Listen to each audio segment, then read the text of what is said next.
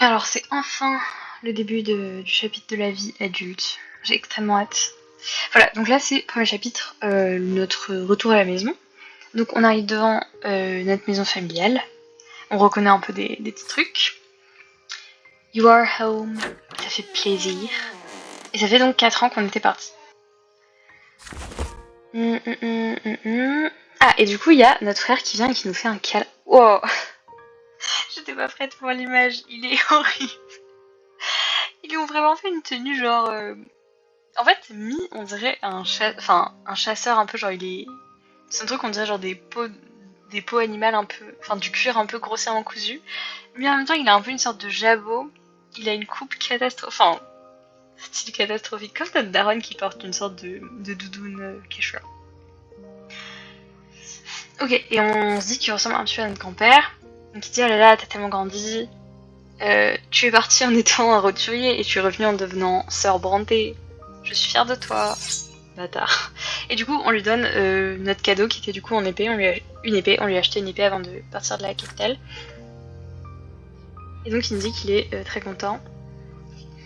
Et notre père aussi vient de nous approcher, donc on lui fait un petit câlin. On trouve qu'il a pris un petit coup de vieux. Et donc il nous regarde aussi. Voilà, il nous dit qu'on a bien grandi. Donc notre mère, elle vient, sa doudoune quechua, avec Nathan. Et on voit qu'elle a l'air malade. Enfin, notre famille nous avait écrit des lettres dans lesquelles on disait qu'elle était malade.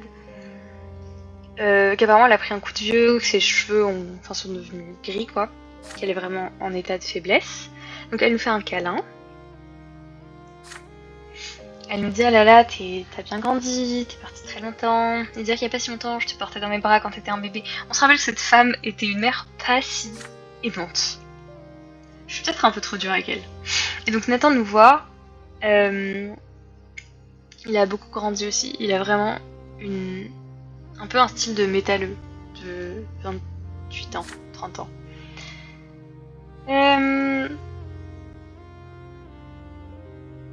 Oh là là, c'est un bâtard. Donc il dit, et là c'est notre petit frère en gros qui sert à rien. Et du coup il traîne juste à la maison. C'est juste moi. C'est moi dans ma famille. Et donc notre frère aussi nous fait un câlin et dit qu'il est content de nous voir, que c'est plus la même chose depuis qu'on est parti. Et donc là il y a aussi Gloria.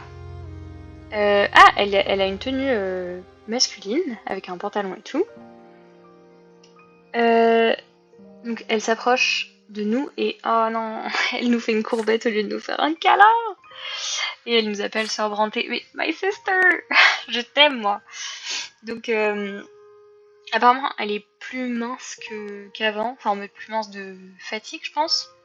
Elle a des cernes, comme si elle dormait pas beaucoup, comme si elle pleurait beaucoup. Et voilà, et du coup c'est la première fois depuis plusieurs années que la famille est au complet. Et du coup on peut passer du temps avec eux, donc on peut soit parler à notre frère, poser des questions à notre petit frère. Bon, ma mère, je m'en fous, en vrai. En fait, moi, c'est Gloria. Enfin, je sais pas pourquoi je fais semblant que c'est un choix, je veux parler à Gloria. Donc, on essaie de lui demander, mais elle esquive un peu nos questions. Elle dit je vis, je souffre, j'aide dans la maison, comme les filles du peuple sont censées le faire.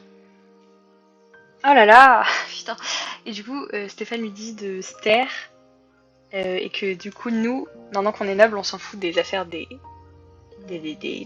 roturiers. Et il nous demande à la place si on s'est fait des connexions. Laisse-moi parler à ma soeur en fait.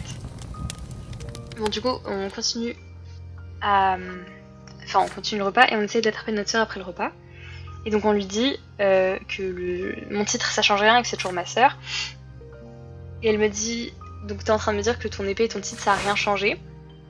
Et là, enfin, elle nous fait un câlin. Mais merci, meuf, Voilà, donc elle dit, j'espère que tu seras toujours mon frère. Elle dit donc, notre mère, Nathan et moi, j'ai l'impression qu'on est pas voulu dans cette maison. Sœur Robert passe tout son temps au travail et c'est Stéphane qui est du coup un peu le nouveau maître de la famille. Et donc, elle dit que notre mère, enfin, si elle est malade, c'est en partie parce qu'elle a un peu perdu la volonté de vivre. Qu'elle a eu une vie dure avant de rencontrer son mari et que là elle est très malade quoi. Et que Stéphane, son obsession c'est que la famille soit anoblie en entier, donc que les prochains Brontë naissent en tant que nobles. Et donc elle est inquiète aussi que juste il la mette dehors. Parce que c'est un obstacle à l'honneur familial. Et du coup elle dit qu'elle est pas sûre de combien de temps elle pourra tolérer cette injustice. Et elle nous parle du fait que dans tout l'Empire il y a des gens qui se rebellent. Voilà, et du coup là on perd un point avec Stéphane parce que j'imagine qu'on lui en veut. Et on regagne un point avec... Bon là ça veut dire on est ex-aequo entre Stéphane et Gloria, et c'est pas plus mal. Voilà, donc là c'est un premier jour de travail, donc on se fait tout beau. Et du coup on va au travail avec notre papa, c'est un peu mignon. Enfin pas dans ce cas-là, enfin là je m'en fous un peu, mais les gens qui dans la vraie vie, genre vont au travail ou en cours en même temps qu'un de leurs parents, je trouve ça trop mignon quand c'est des adultes qui font ça. Je sais pas pourquoi ça m'attendrait trop, j'aimerais trop, mon rêve. Envie de retourner chez mes parents en fait. Donc la préfecture a récemment changé de bâtiment. Et donc maintenant c'est dans un bâtiment au centre-ville. Enfin ils décrivent un peu le bâtiment quoi, que c'est un bâtiment très impressionnant avec des statues qui représentent un peu la loi divine quoi. Et donc il dit que c'est là qu'on va commencer notre service à l'Empire. Et donc il nous parle de Sir Elborn, qui est du coup l'oncle de Stéphane, et qui il dit c'est pratiquement un membre de notre famille. Et du coup ce mec, voilà, Augustin. Ah oui, on avait un point d'indifférence avec lui. Mais voilà, donc on l'avait déjà rencontré, donc... Moi j'avais plutôt un bon a priori sur ce mec. Donc là il y a déjà...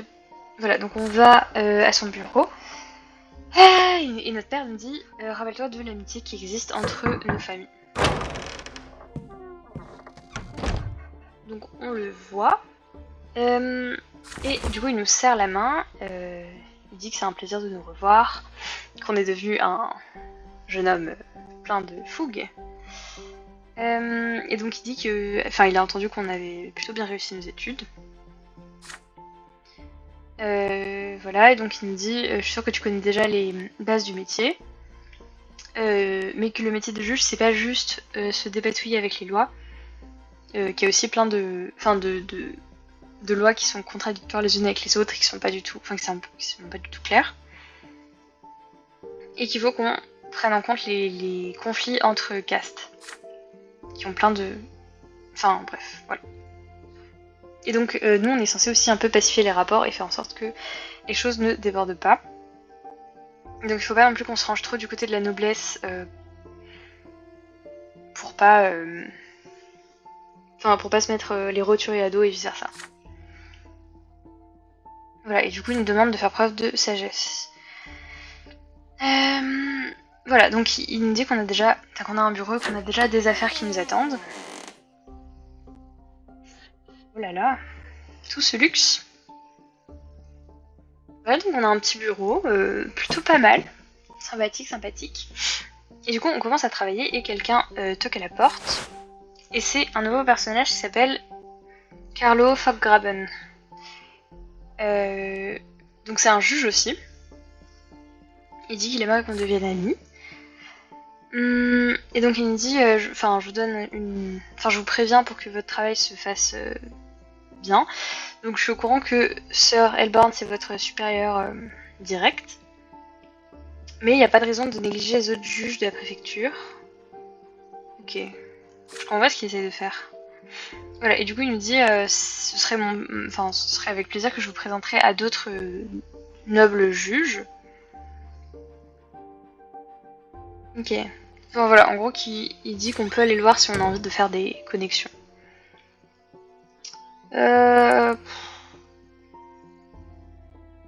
J'ai pas particulièrement envie de faire des nouvelles rencontres parce que...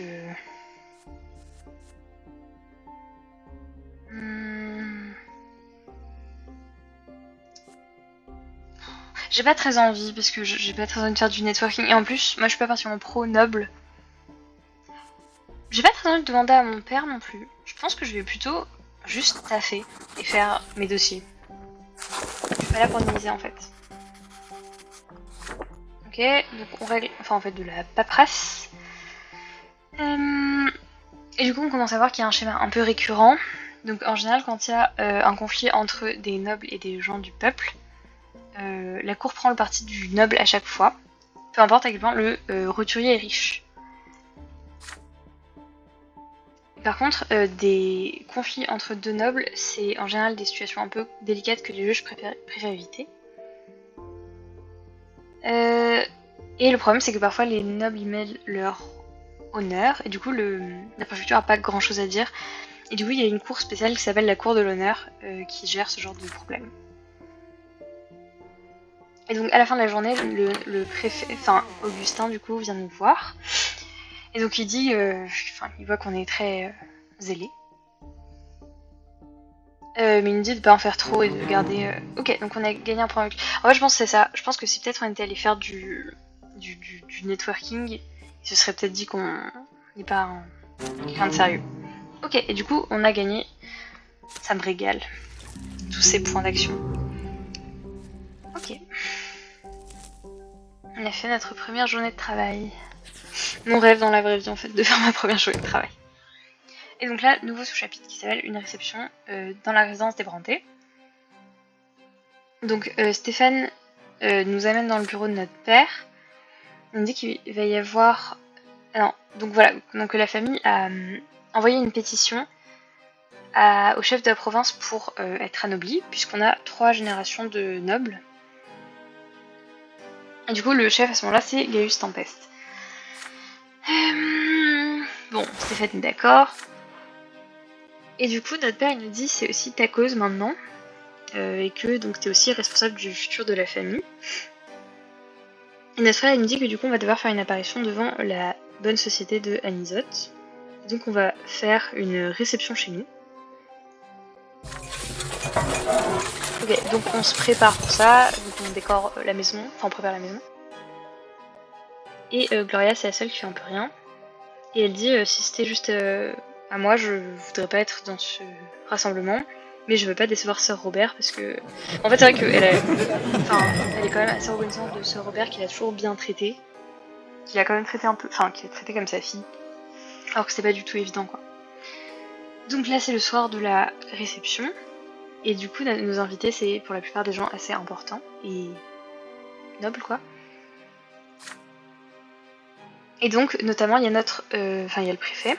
Et donc, il nous parle un petit peu, il vient nous taper la discute. Et Gloria et notre mère, elles passent la soirée un peu dans leur coin sur un fauteuil. Et notre frère et notre père prennent pas la peine de les présenter. Ah! Et là, attends, mais José El Pelletier. C'est le gars, je crois que c'est le gars avec qui on s'était battu au tournoi. Et il dit qu'apparemment il arrête pas de regarder Gloria. Et notre sœur esquive son regard. Je crois que c'est avec lui qu'on s'était battu et que c'était un étudiant qu'on connaît. Ah bon? Attends, mais il a l'air vieux. Ah non, un jeune noble. Mais parfois les personnages jeunes, ils les dessinent hyper vieux. Comme Nathan, qui a genre 17 ans et déjà une foule de barres. Et donc il parle à Gloria et lui dit qu'elle est le joyau de la soirée, qu'il a jamais vu personne d'aussi beau. Baratiner. Et donc notre soeur vient nous voir et elle dit il arrête pas de me parler, je me sens pas bien, je comprends pas ce qu'il veut. Et là elle nous dit ah regarde il y a un peintre qui s'appelle du coup Durante. Oh waouh, le bruit de la chasse d'eau de mes voisins, terrifiant. Et elle dit ah ce serait trop bien s'il pouvait peindre le portrait de notre famille. Ok. Du coup ça c'est faire un peu le mondain, mais on peut pas parce qu'on n'est pas assez diplomate. Présenter à nos invités notre mère et notre sœur. Acheter un portrait de famille. Ou parler de notre victoire. Je vais pas particulièrement parler de ma victoire. Enfin, c'est bon, on va pas traîner un haut fait pendant 20 ans. Je pense qu'on va faire un petit portrait, c'est pas mal. On a ce pouvoir d'achat. Donc, on va voir le peintre qui est en train de regarder un portrait sur le mur. Enfin, un portrait du grand-père. Et du coup, on lui dit, par qui ça a été peint. Et du coup, on lui dit, je suis sûre que vous avez que vous êtes meilleur que ce peintre. Est-ce que vous seriez intéressé de peindre un portrait? Il dit au début qu'il est pas... qu'il va partir bientôt, donc ça a pas trop de sens. Et du coup, on lui dit qu'on va le payer cher. Et il cède. Et donc, on passe le reste de la soirée à négocier un petit peu avec lui. C'est pas peu cher. Mais du coup, maintenant, il faut qu'on convainque notre famille. Et Donc Gloria dit qu'elle voudra pas mettre de robe et pas relever ses cheveux. Nathan veut pas couper ses cheveux. Et Stéphane veut que Gloria soit au fond. Ils sont trop chiants. Bref. Du coup, on arrive à organiser un consensus. Donc nos parents se tiennent la main. Stéphane il est à leur droite. Nous on est à leur gauche. Ok. Et il y a Nathan. Bon, il y a tout le monde du coup. Et que apparemment personne dans la province a un portrait qui a été fait par ce peintre là. Et du coup ça apporte du prestige à notre famille. Et pour une fois, notre soeur est aussi d'accord avec lui. Voilà. Ah, on a perdu en richesse. Ah, c'est marrant, c'est la première fois que ça arrive du coup qu'on prend une décision financière et que ça nous affecte. On a gagné en réputation et on a gagné en unité. Ok, c'est pas mal. On a gagné en manipulation et en éloquence. C'est top. C'était une bonne décision. Du coup, faut faire gaffe à pas mettre notre famille en... Ok, donc là c'est entre le nouveau chapitre entre le marteau et l'enclume. Donc ça fait plusieurs mois qu'il y a des tensions dans la famille. Notre père il passe du temps à voyager dans la province pour son travail quoi. Et du coup il y a plein d'animosité entre Stéphane et Gloria qui s'embrouillent tout le temps. Parce que Stéphane essaye d'utiliser sa position pour donner des ordres à Gloria. Et elle se défend quoi. Elle a tellement raison, il a tellement tort. Donc quand notre père revient, il rassemble ses 4 enfants. Apparemment ça va être une relation difficile. Et donc il dit, donc notre famille a essayé de devenir noble depuis très longtemps. C'était le vœu de votre grand-père et tout. Et Gloria elle dit, qu'est-ce que je fais là, enfin ça me regarde pas, je suis pas une rentée. Et Stéphane il est en mode, bah oui il a rien à faire ici. Et du coup Robert, notre père, dit que c'est lui qui décide, c'est lui le papa. Et donc il dit que la famille doit rester unie même si tout le monde n'est pas noble. Et donc il accuse Stéphane de constamment humilier sa sœur. Et donc lui se défend en disant que... Enfin, il fait que la remettre à sa place, quoi. Et il accuse son père d'avoir fait un mariage imprudent en se mariant à une meuf du peuple, quoi. Et que c'est à cause de lui que la réputation de la famille est un peu ternie.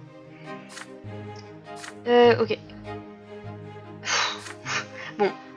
Et Gloria, elle dit qu'elle fait juste de son mieux pour vivre en paix, quoi. Et que c'est Stéphane qui l'attaque, ce qui est vrai. Et donc Stéphane lui dit que c'est de sa faute parce qu'elle se conforme pas aux attentes de sa classe. Enfin, en gros, qu'elle pète plus haut que ses fesses. Et elle lui dit que de toute façon, peu importe ce qu'elle fait, il trouvera quelque chose à redire, quoi. Et lui dit qu'elle est même pas censée se disputer avec lui parce que c'est un noble et que normalement n'importe quoi qu'il lui dise c'est censé être pris comme un ordre. Et du coup, notre père se met très en colère. Et du coup, il dit que c'est à nous de parler. Il dit que nous, on a vu leur conflit. Et qu'on est censé... choisir. On est censé choisir un côté. Donc, on peut pas faire appel à Nathan parce qu'on n'est pas assez théologue et qu'on n'a pas d'assez bonne relation avec lui. On peut envoyer Gloria dans un autre endroit, de prendre un voyage... de faire un voyage loin de Stéphane. Ah, et il faut qu'on ait une assez bonne relation avec Gloria. Mais j'ai peur que ça abîme notre relation avec elle. Donc soit on défend... C'est sûr que je vais pas défendre Stéphane. Et défendre Gloria. J'ai pas envie d'envoyer... Non, en plus ça va me coûter de l'argent. Je vais juste défendre Gloria. Et donc je pointe le doigt à mon grand frère. Et je lui dis qu'il fait que la tourmenter. Et qu'il se comporte pas du tout comme un membre de sa famille. Et donc, en gros, notre frère est très en colère. Et notre père est d'accord avec nous. Et du coup, Stéphane se casse. Et Gloria se fout un peu de sa gueule. Du coup, on a perdu un point avec Stéphane, mais bon, it's life. Hein. Ah, et du coup, il y a des rumeurs qui se répandent dans la ville, disant que moi, que j'essaie de comploter contre Stéphane pour devenir l'héritier de la famille. Donc apparemment, ce serait lui qui serait l'origine de ces rumeurs. Et du coup, maintenant, tout le monde sait qu'il y a des problèmes dans la famille. Oh non, j'éternue l'honneur de ma famille. Non. Ah là là. Bon, de toute façon, j'avais pas trop d'autres solutions. Donc là, on est de nouveau dans notre bureau. Et du coup, de temps en temps, notre père vient nous rendre visite sur notre lieu de travail. Et donc là, on a notre première vraie affaire. Donc apparemment, l'affaire, elle est plutôt simple à première vue. Donc un noble pas très riche a loué une partie de ses terres à un roturier plutôt riche. Mais apparemment, le roturier a fait construire un atelier de teinture. Et du coup, le noble a voulu le mettre dehors. Donc apparemment, d'après le contrat, le roturier a le droit de faire n'importe quel bâtiment sur le truc qu'il loue. Ce qui est bizarre déjà en soi. Et le noble est pas d'accord. Ok. Donc les deux parties sont là. Du coup, il y a d'abord le noble qui s'assoit devant nous, et l'autre c'est le roturier. Blablabla. J'ai juste pour voir ces détails un peu importants.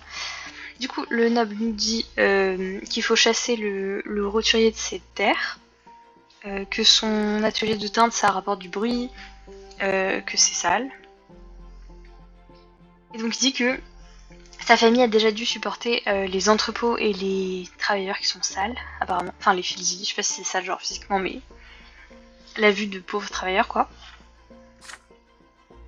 Donc on lui demande de se calmer et on écoute l'autre partie qui dit ça m'a coûté tout, enfin j'ai dépensé tout mon argent pour construire cet atelier et que d'après le contrat j'ai le droit de construire n'importe quoi sur la terre, sur cette terre là durant mon contrat, enfin durant mon bail, et que si on fait ça on va ruiner ma famille. Je sais déjà de quel côté je suis. Ok, donc quoi, on pourrait demander à quelqu'un de me donner un pot de vin. Mais je vais pas faire ça.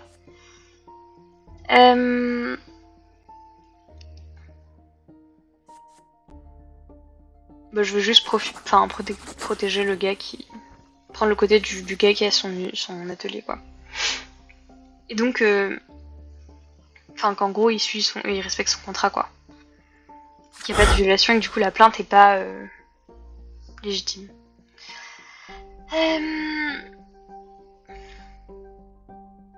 Ah, et donc lui, le noble dit qu'il va attaquer lui-même l'atelier. Et donc nous, on lui dit que s'il y a un problème à l'atelier, il sera considéré comme responsable et il devra le compenser. Et donc l'industriel là, le propriétaire de l'atelier nous remercie. Et il s'attendait pas à ce que ses droits soient protégés. Du coup, la province a gagné de l'argent. Parce que du coup, j'imagine qu'il y a ce nouveau business. Mais par contre, ça a changé un peu la paix, quoi. Ah, et donc apparemment, cette affaire fait un peu du bruit à la préfecture parce que c'est la première fois qu'on favorise le parti d'un roturier par rapport à celui d'un noble. Ok. Bon. Début de carrière. Ah, par contre, on a perdu un point de carrière. Bah, j'ai pas envie que ça arrive. Qu'est-ce que c'est que ça?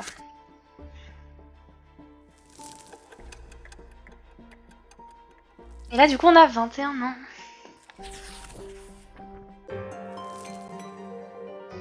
Ok, du coup, nouveau pop-up. L'archiduc est le chef.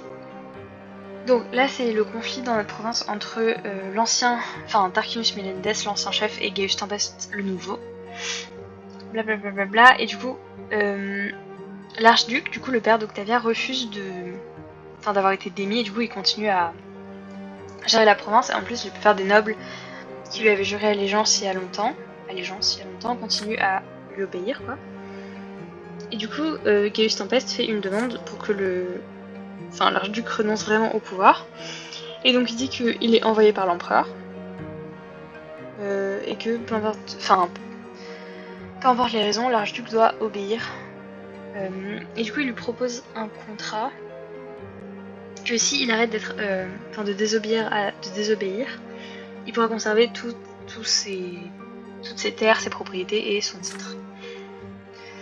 Et l'archiduc lui dit que la terre a toujours appartenu à sa famille, à sa dynastie, que c'est jamais arrivé qu'un archiduc soit démis de ses fonctions, enfin de ses droits, et du coup qui renonce pas.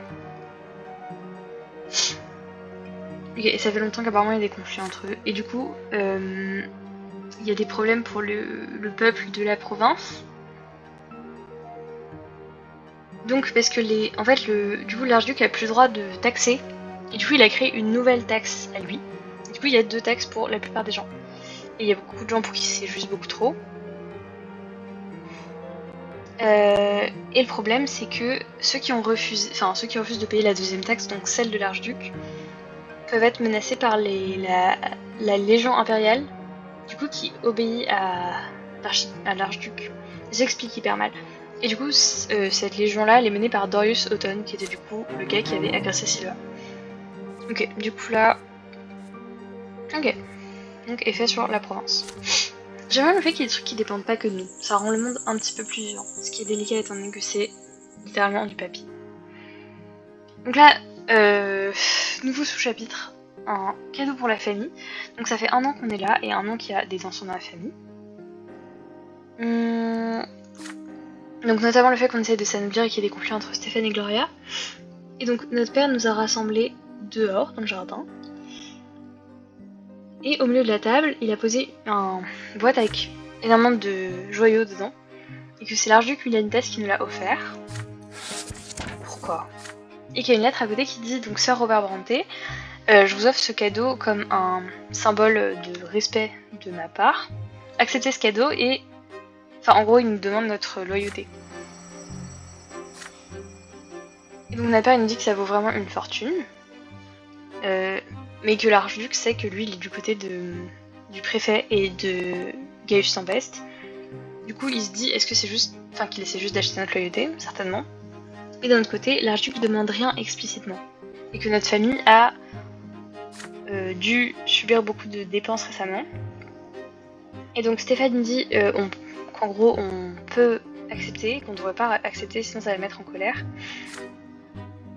Et notre mère, elle dit... je veux pas qu'on soit endetté. Je suis un peu d'accord.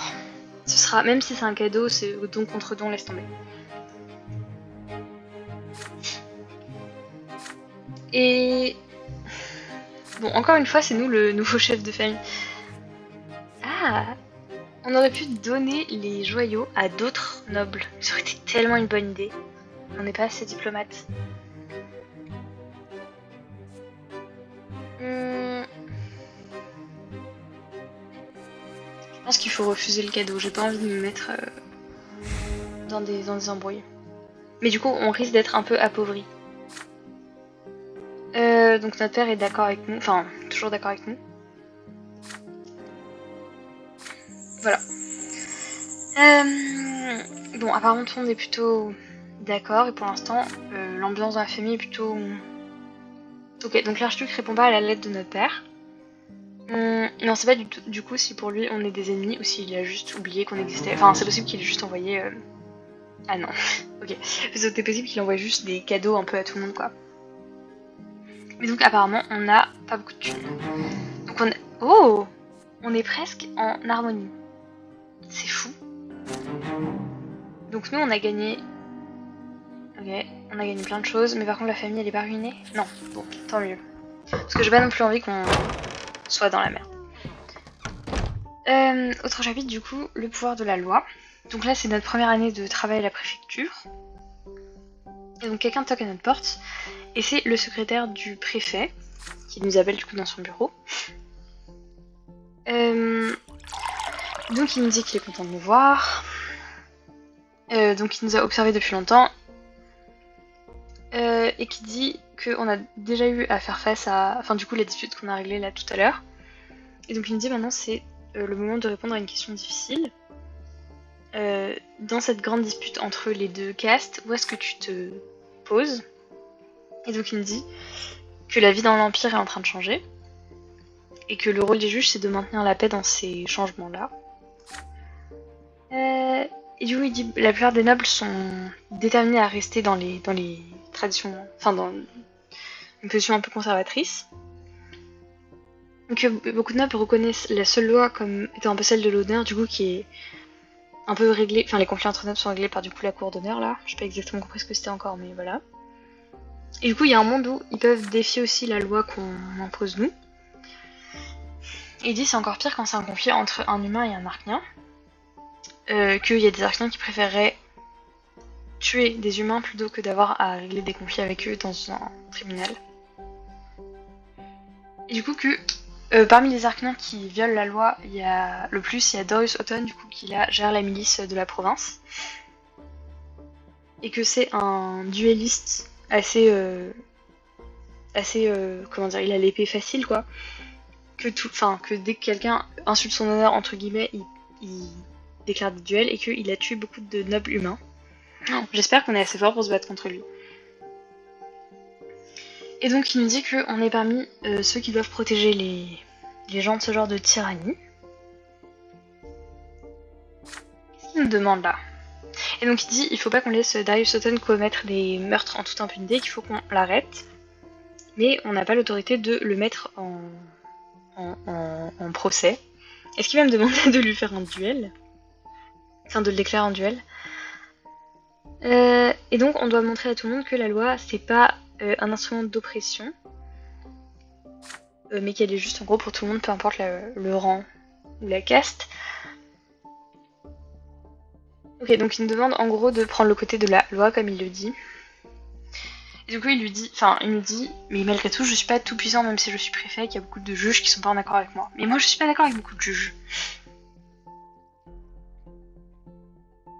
Donc il me dit est-ce qu'on est prêt à le soutenir dans sa cause pour se battre contre des gens comme Darius Auton, mais bien sûr. Quelle question.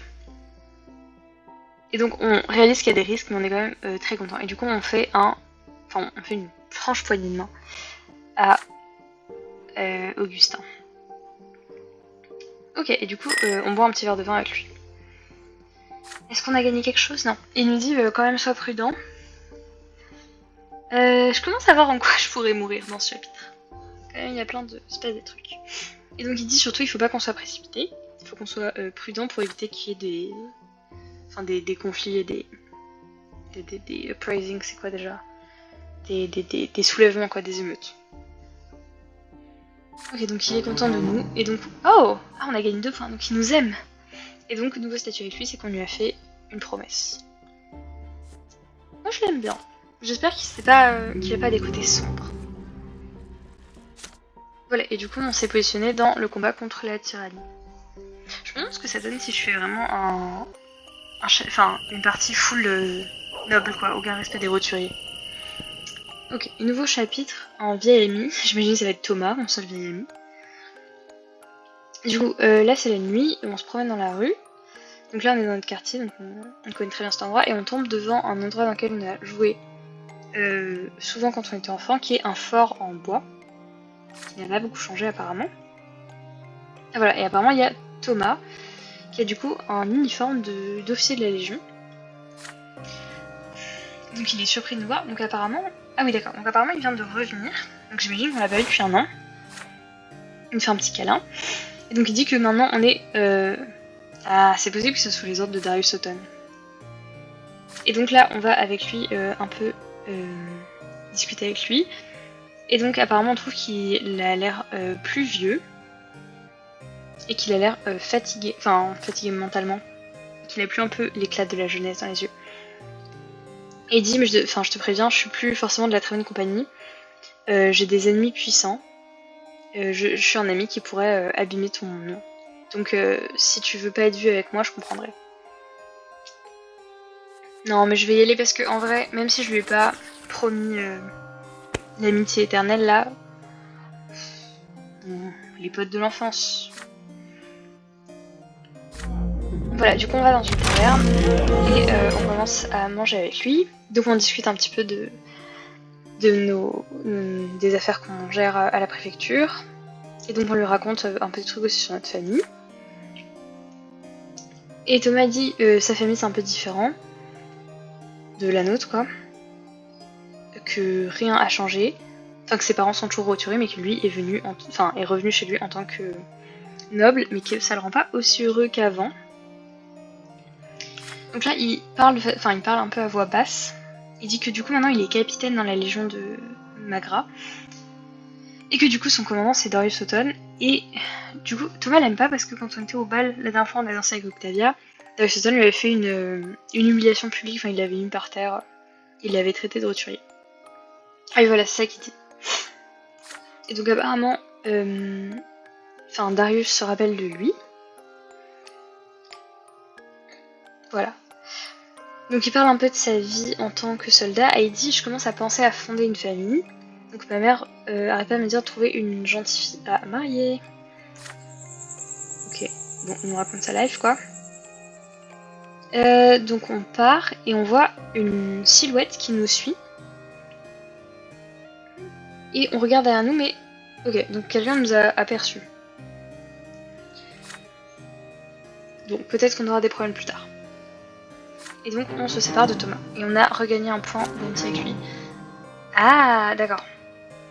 Donc là on a encore abîmé la réputation de notre famille parce que du coup quelqu'un nous a vu parler avec un roturier, quoi. Enfin un roturier, c'est un noble, mais... Ou j'imagine c'est peut-être un militaire qui nous a vu et qui sait que Thomas est pas dans la bonne migration. Darius. Ok, donc là, nouvelle affaire, l'affaire du journal. Blablabla, donc là maintenant on est un juge complètement formé. Et donc on commence notre deuxième année et on se sent beaucoup plus prêt à dans quoi. Et voilà, et que maintenant il y a beaucoup de gens du peuple qui viennent nous voir, nous en particulier quand ils ont des conflits avec des nobles, parce qu'ils savent qu'on est plus clément que beaucoup d'autres juges. Ok, et donc là on a reçu une lettre qui a le sceau de l'hôtel de ville. Et donc le magistrat, je sais pas qui c'est, enfin j'imagine le magistrat en chef, je sais pas c'est quoi la différence entre lui et le préfet, mais quelqu'un nous convoque quoi, à la magistrature. D'accord, et apparemment c'est à propos de la dernière affaire dont on s'occupe qui s'appelle l'affaire de la Gazette Quorum. Ah, Quorum c'est, ok, Quorum c'est genre comme un soviet, enfin c'est genre une chambre parlementaire je crois, c'est ce que je comprends. Du coup c'est une législature, enfin un endroit de législation provinciale qui gère du coup les taxes, la distribution et le volume des impôts dans la province. Et donc il y a une nouvelle loi d'il y a quelques années. Ah oui d'accord, qui dit que dans cette chambre parlementaire, les roturiers qui sont suffisamment riches peuvent parler. Enfin c'est le sang quoi. Blablabla, et du coup ces représentants-là ont fondé un journal. J'ai l'impression d'être dans mon cours d'histoire sur la 3ème République. Blablabla. Qui du coup commence à être distribué de plus en plus largement. Et le responsable c'est un industriel. Ah mais je crois qu'on l'a déjà vu ce mec, Meyer Egmont. C'est un gars qui possède des mines et je crois qu'il y a quelques années il y a eu une grande explosion. Avant qu'on parte à la capitale. Et donc il y a un article qui s'adresse directement à Gaius Tempest, du coup le frère de l'empereur qui gère notre province. Et donc il dit, donc on demande à Gaius Tempest d'arrêter de mépriser notre chambre, quoi. Et que ce droit de faire une assemblée, il a été donné par l'empereur lui-même. Et que du coup il faut respecter les décisions qui y sont prises. Ouh là là, on va avoir des problèmes. Du coup on va dans la... On est reçu par le magistrat. Ça m'a fait peur encore une fois, ces portes sont beaucoup trop... Ok, donc apparemment c'est un vieux monsieur qui vient de la très vieille aristocratie, du coup je pense qu'il nous prend pour une merde. Et donc il nous appelle juge, il dit qu'on... Ok. Donc il dit qu'il nous convoque pour quelque chose d'urgent. Donc on est juge dans le cas sur le journal. Et qu'apparemment beaucoup de membres du coup de la chambre, qui sont des nobles, ont porté des plaintes contre ce journal. Que le propriétaire a du coup, Meyer Egmont a du coup insulté le chef de la province. Et du coup lui nous dit qu'il est d'accord avec ces accusations là. Et qu'en gros le fait qu'on ait donné des droits aux riches roturiers, c'était une erreur et que ça les a incités à, encore une fois, péter plus haut que leur cul. Et donc il dit qu'on est censé réaliser que c'est quand même un affront à la noblesse et que du coup on doit faire notre devoir en tant que juge et trouver un prétexte pour faire fermer ce journal. Ce qui n'est donc pas agir comme un juge. Et donc il dit que notre préfet va certainement nous demander de faire le contraire. Mais qu'on est censé réaliser quelle position sera la plus bénéfique pour nous. Et que ce serait bien pour nous d'avoir des alliés un peu puissants à nos côtés. Je vais tellement me faire assassiner si je continue. Voilà, et du coup on retourne à la préfecture. Et c'est vrai qu'en fait, techniquement, on aurait le pouvoir de fermer ce journal. D'accord, d'accord. Mais pourquoi est-ce qu'on ferait ça? Mais effectivement, ils ont brisé aucune loi. Et en plus, le chef de la province, on sait même pas, ça se trouve, lui, il s'en fout. Et donc notre père a appris que c'était nous qui gérions ça, du coup il est venu nous voir. Il me dit qu'on s'est mis dans la merde. Et il dit on pourrait faire une fête chez nous et inviter à la fois le propriétaire du journal et les nobles. C'est une très mauvaise idée. Avec apparemment on pourrait, mais on va encore perdre. Je suis sûre qu'on va perdre la thune si on fait ça. Et donc quelqu'un vient nous voir, c'est l'autre juge, donc Carlo Foggraben, qui est le mec qui était venu nous voir le premier jour pour nous suggérer de faire du networking. Et donc il nous dit t'es assez proche avec le préfet. Ah, et si tu faisais fermer le journal et que tu t'appropriais leur presse, quoi, enfin leur entreprise, enfin leur business d'imprimante, quoi. Je sais pas comment on parle. Leur printing press. Enfin leur machine à faire du papier, quoi, à imprimer. C'est vraiment salaud, lui. Bon, je m'en fous de ce qu'il a à dire. C'est quoi ces magouilles? Seize the printing press. Bah, ok. Légitimer la gazette. Donc, je peux pas parce que je suis pas assez diplomate. Shut down the gazette. Bon, moi je vais faire les choix qui me font assassiner. Je laisse la gazette ouverte. Et donc je dis qu'ils ont pas désobéi à une quelconque loi. Je me demande si du coup le chef de la province va nous venir nous embrouiller. Et donc une fois que le verdict est rendu, le propriétaire de la gazette vient nous voir. Et donc il s'incline vers nous et nous dit qu'on a sa gratitude. Mais il a dit c'est bon de savoir que la préfecture protège les droits du peuple. Et on lui dit quand même de faire attention à pas être imprudent dans sa gazette parce que la prochaine fois qu'il y a une accusation, il pourrait ne pas s'en sortir si c'est pas nous qui gérons. Et du coup il dit bah nous on écrit ce qu'on veut mais on fait quand même attention à respecter la loi impériale, quoi. Et après le magistrat du coup qui nous avait convoqués nous envoie une lettre le lendemain. Et il nous reproche de... Enfin il dit qu'il est déçu de nous, quoi, et qu'on a gâché notre potentiel. Non. Non. Ah là là. Ok, bon, je me suis mise dans une situation dangereuse. Bon, ok, il faut que je fasse tout pour pas perdre mon job en vrai. Ce serait quand même un peu là. Je sais pas trop quoi faire si je perds mon travail. Ah, ok. Et là, j'ai un nouvel événement parce que ma carrière a chuté. Enfin, mes points de carrière ont chuté. Est-ce qu'il y a d'autres choses qui sont ajoutées ici? Non, il n'y a que les points. Ok. Donc, les nouvelles de cette affaire, elles se répandent hyper vite dans la ville. Et donc, il faut qu'on se batte contre des accusations, des dénonciations et du libelle. Et donc, le juge, donc encore une fois, Carlo Foggraben vient nous voir. Et donc, il me dit, ah là là, on se voit pas beaucoup. J'entends que ça va pas trop pour toi. Donc, on se dit, comment est-ce qu'un homme aussi talentueux que toi peut s'embrouiller avec tout le monde dans Anisote? Il me dit, non, mais je suis sûre que t'es juste... Je vais te montrer comment il faut faire. Il dit que beaucoup de juges nous voient comme une menace et que je mets la préfecture en danger. Voilà, et du coup il dit il faut que nos collègues voient à quel point tu tu es conscient de ta place, quoi. Et donc il dit qu'il faut qu'on reconnaisse que certaines choses qu'on a faites étaient des erreurs pour continuer à être vu comme un noble digne de respect, quoi. Et donc il dit que si on suit trop le préfet qui est déjà un peu dans une position précaire, on va juste chuter avec lui. Ok. Ok, donc on avait l'option de demander un... Ah, si on avait eu une relation avec Gaius Tempest. Donc en gros, peut-être si la dernière fois on avait fermé la gazette, peut-être que Gaius Tempest aurait voulu nous protéger.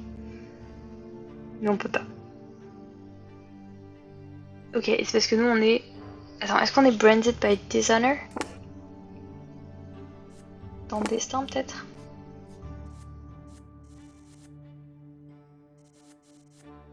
Non, on l'a pas encore, ok, c'est un peu tôt. Donc demander à notre père de nous aider. Je sais pas si notre père peut gérer. Ou annuler nos... Bon, on va pas annuler nos décisions. Et je vais envie de faire mon taf. On va demander à Papounet. Dans le doute. Donc on va voir notre père. On lui explique ce qu'on a fait. Et comment on est sous pression, quoi. Notre père nous dit qu'on est un peu dans la merde. Et qu'il va essayer de nous sortir de là. Donc on a quand même une petite réputation dans notre famille. Et qu'il faut pas qu'on se montre vulnérable. Mais qu'il faut pas quand même qu'on perde notre position de juge. Et donc il nous dit quand même de lui promettre d'être un peu plus prudent. Ok, donc il écrit des lettres. Ah ok, et donc il va visiter un peu des gens pour lécher des bottes, quoi. Bon, merci. Ah, mais du coup, ok, on a perdu la réputation de notre famille. Donc là, il faut absolument pas qu'on tombe dans la disgrâce. Ok, on a gagné en diplomatie. Bon, faut vraiment qu'on tombe pas dans la disgrâce. On va essayer de regagner un peu d'honneur familial. Donc, bon, je ferai ça la prochaine fois. Mais j'aime bien la partie un peu gérer des affaires judiciaires. Je trouve ça cool. J'aime bien ce nouveau chapitre.